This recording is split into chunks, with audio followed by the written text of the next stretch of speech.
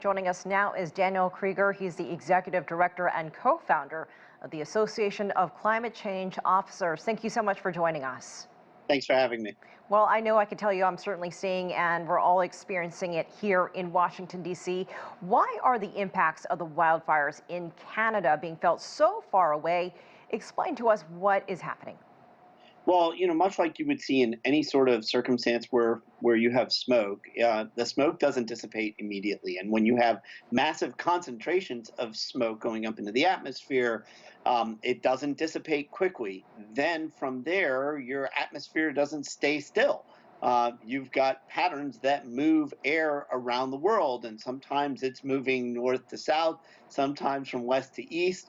And so you have atmospheric currents that are moving this air in a slow way, and sometimes it just lingers until eventually it dissipates. But this is a slow process. Yeah, the weather is working against us. What are the challenges in fighting these fires in Canada? There's manpower. I know that firefighters from other countries are heading there, but what more needs to happen in terms of the weather and more to get these, the wildfire, the smoke out of the way to dissipate? Well, so we're evolving to understand better forest management practices to help us mitigate some of this risk. The reality is the underlying condition is that we're having more severe droughts, which lead to drier areas. We're having more extreme heat. And then we add other sort of combustible elements, if you will, transformers, sparking, human negligence. This is all the recipe for really, really bad outcomes. We need to better prepare on the front end for this in terms of trying to slow down those instances, create a less fertile ground for those wildfires to happen.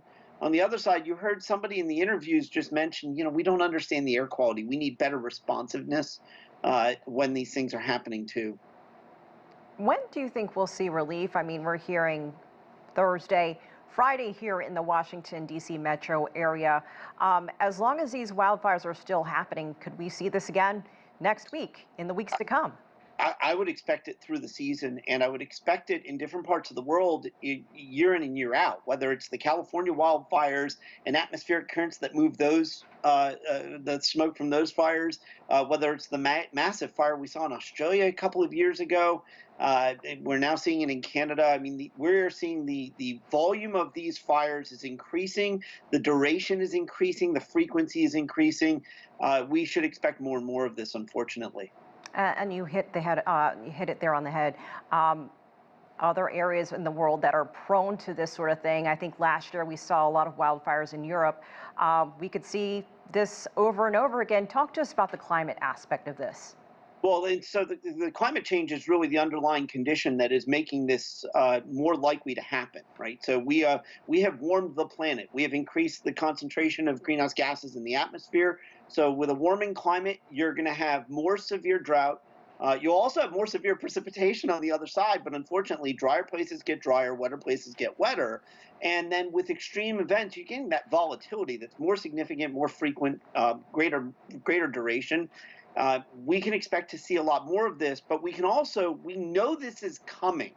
And some of this we can't stop at this point. Like we are going to experience a fair bit of this. And the question is, how much of it are we going to experience, and how prepared are we going to be? Are we going to really prepare our communities to deal with this? Are we going to invest in the capabilities and the resources and the preparedness to respond better when these things are happening and to lessen the number of them?